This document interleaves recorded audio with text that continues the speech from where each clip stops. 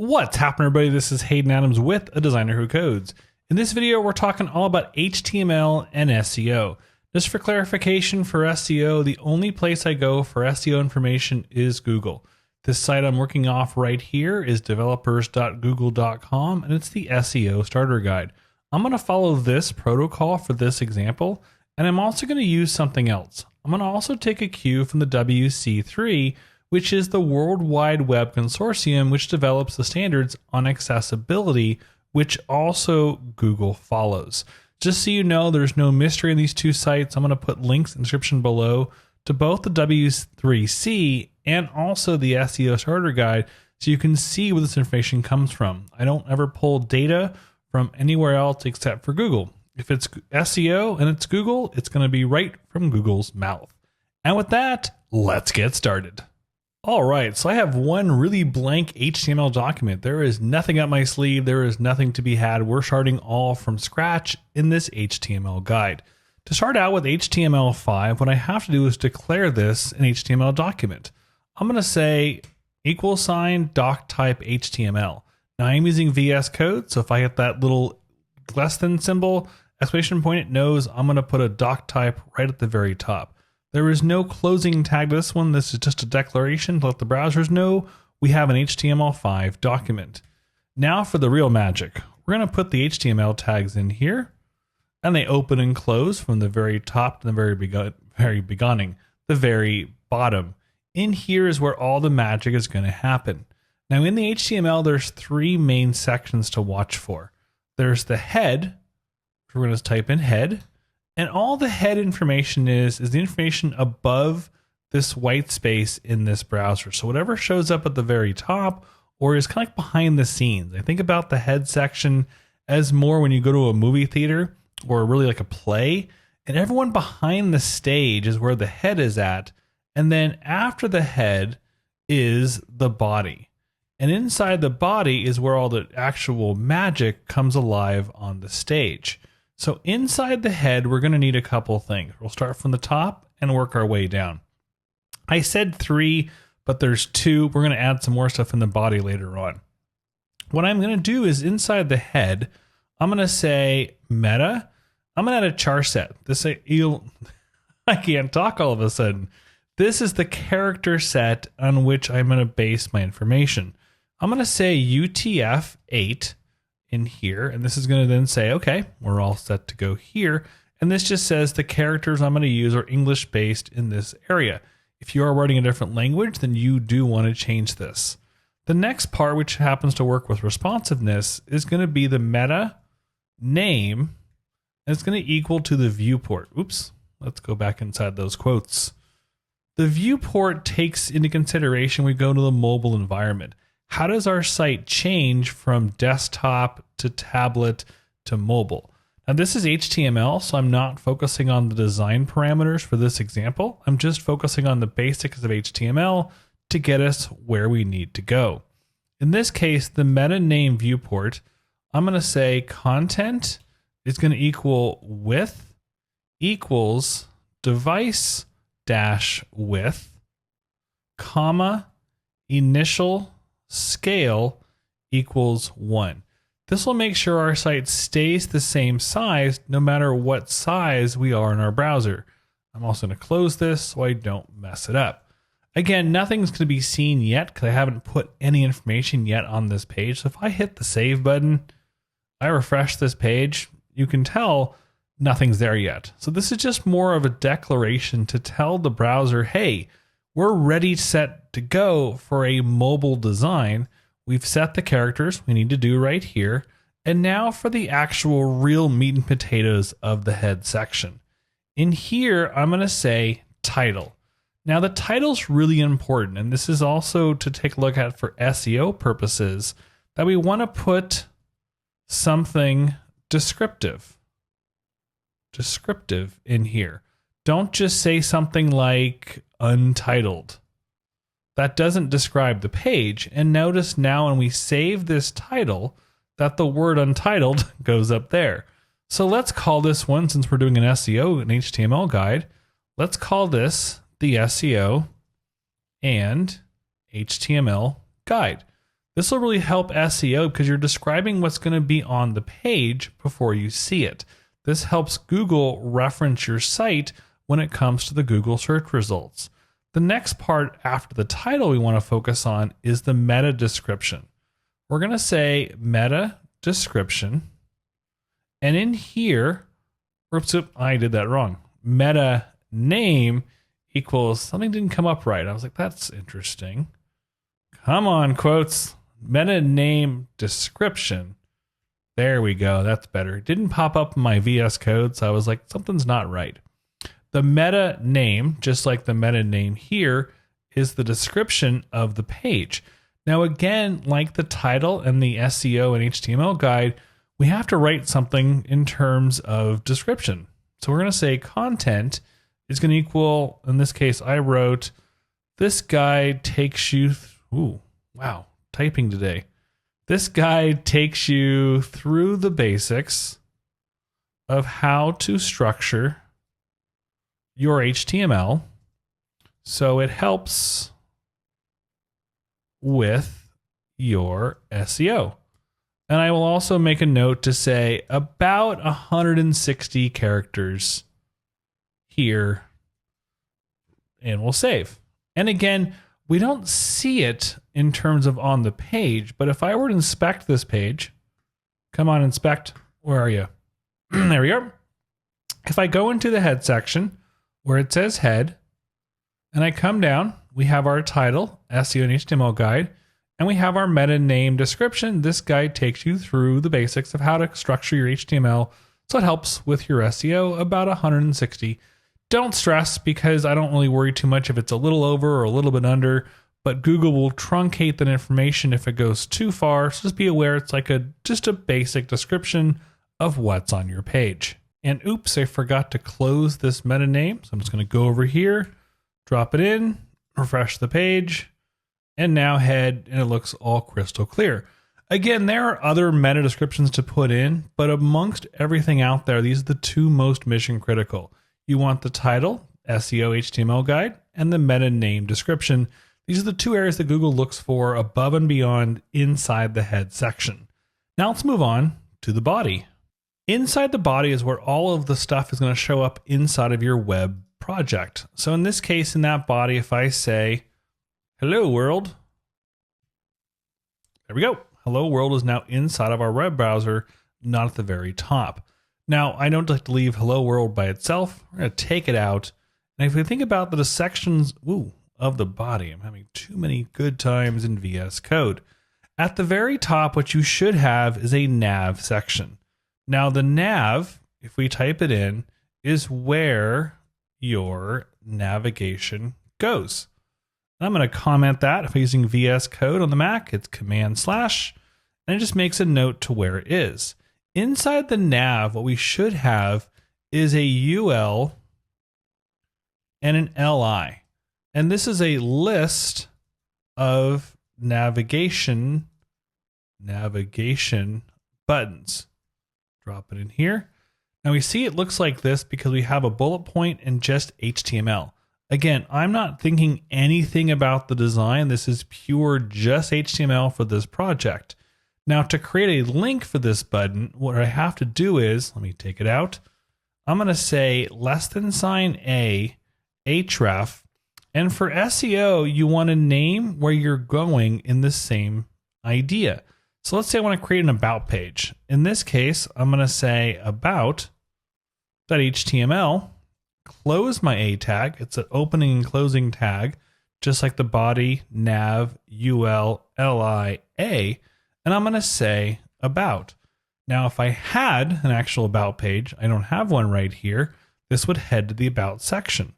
Also, if you have sub pages, you want to name those subfolders as well. So if I had another item in this list, I'm going to say a tag, and I'll say href. In this case, I might want to say board of directors. And in this case, I might want to say 2024 board of directors. There we go. If I wanted to put a new page for the board of directors. What you shouldn't do is name this dunno, or something that's like untitled. You want to give your structure of your website descriptions just like you have your title and your description as well at the top. So I'll go back to 2024. There we go.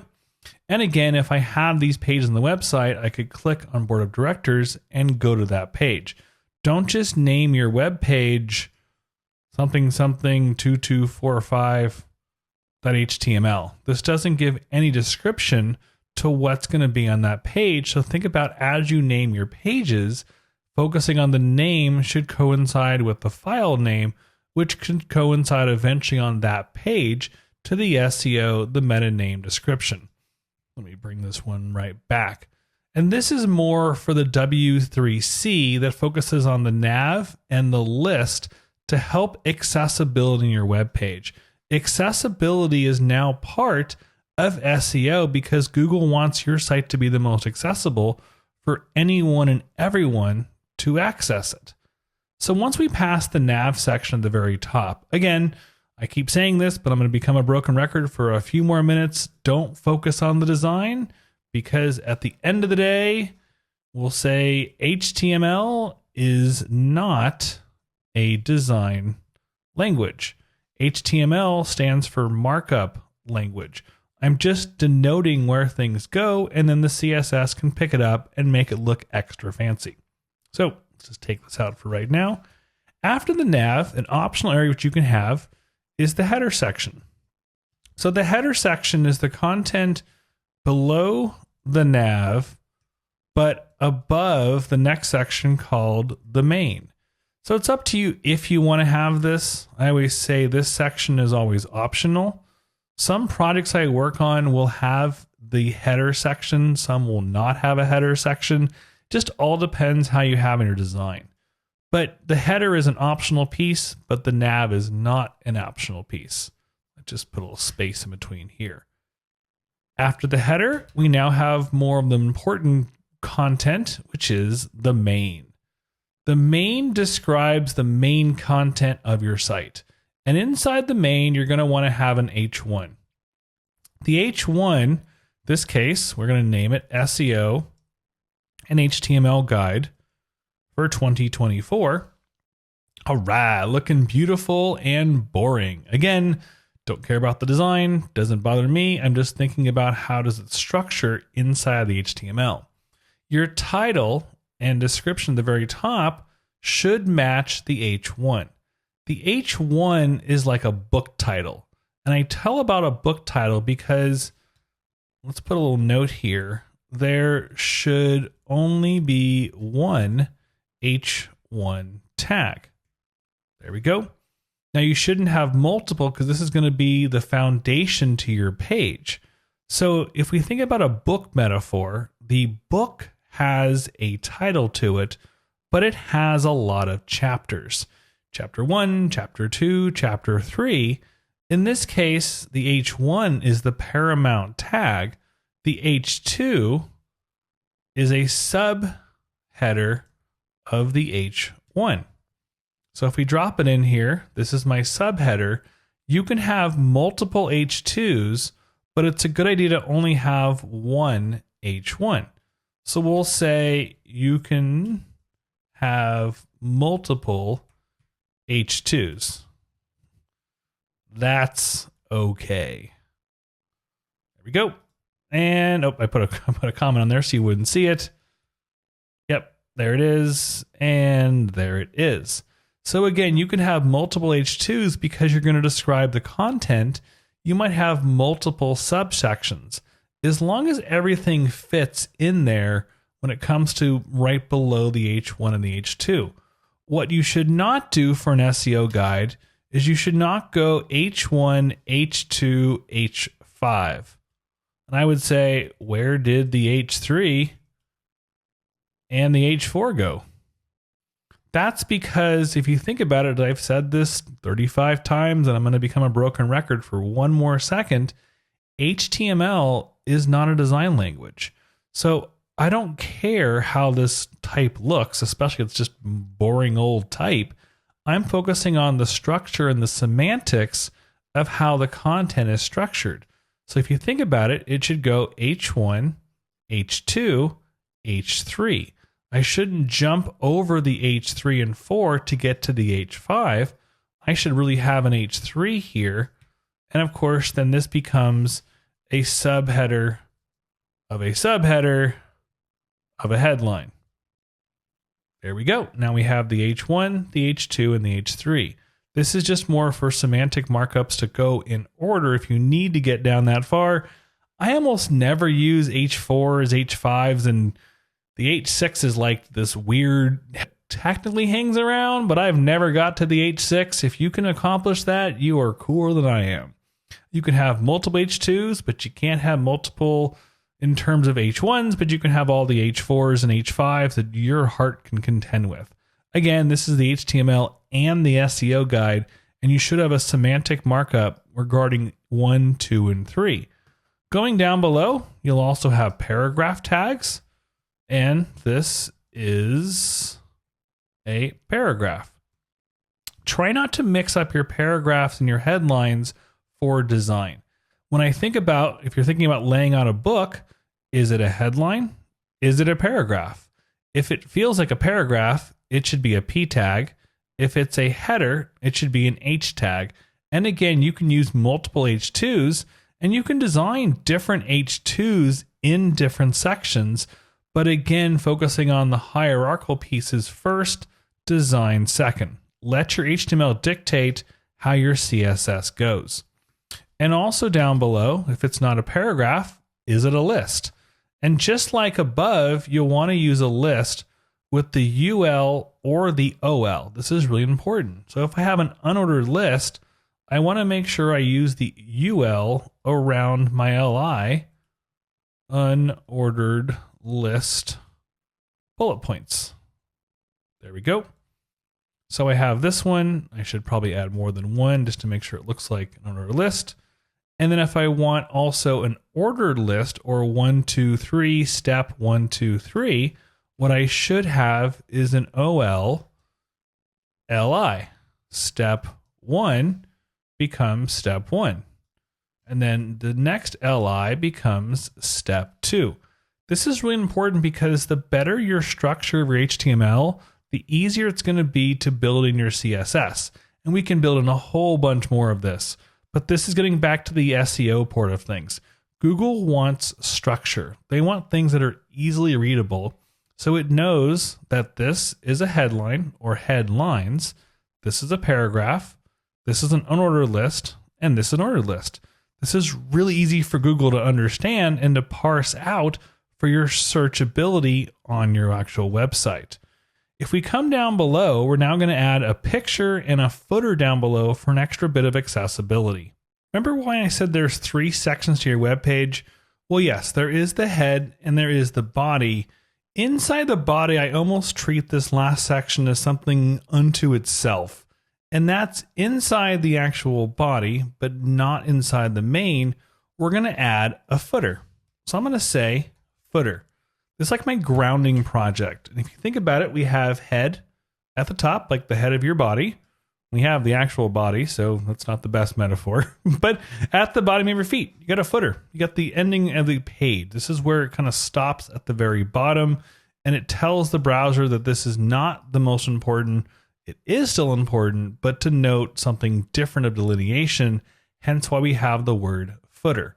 We're going to add a picture here, and this applies to anywhere on your site. Only reason why I put the footer is I want to put a social media icon. Let's bring this over here. And we have our Facebook icon right at the very top that I want to bring in, facebook.svg. I'll put this as part of my source code on this project. And we want to link up this Facebook picture. Now you can link up any picture, but I'm going to double it up to my social media icon for the very bottom of the page.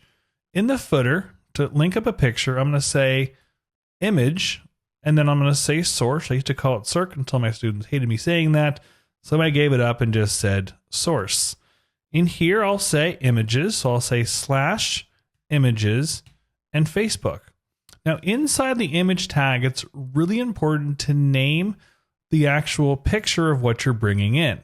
So I'm going to hit the return key just to drop this down a little bit.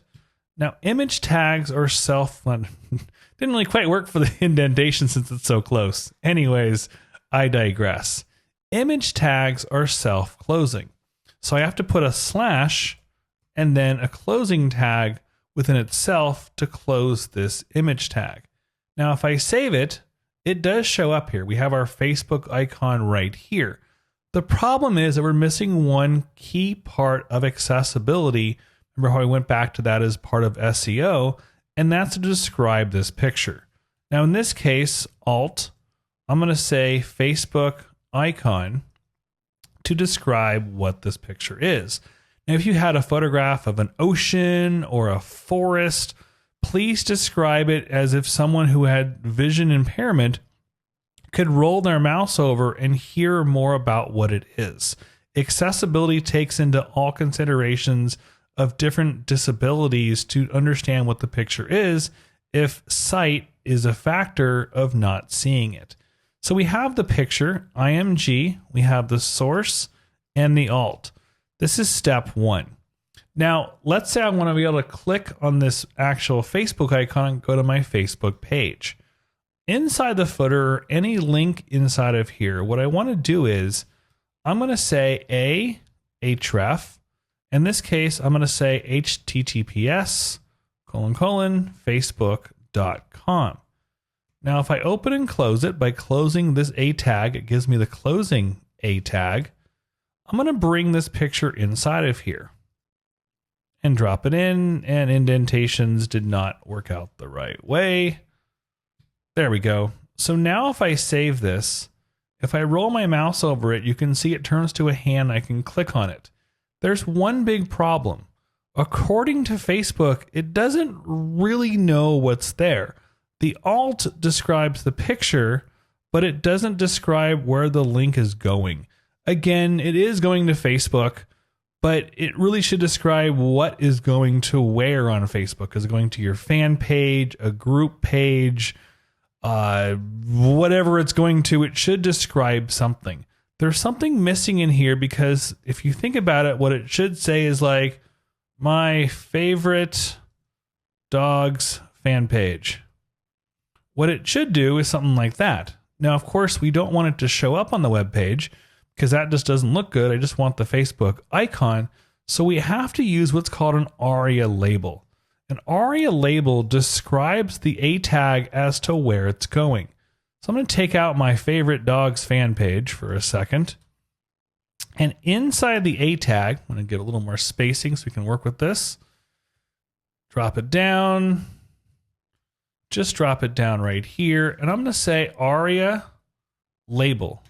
And inside here, I will say my dog Spot's fan page on Facebook.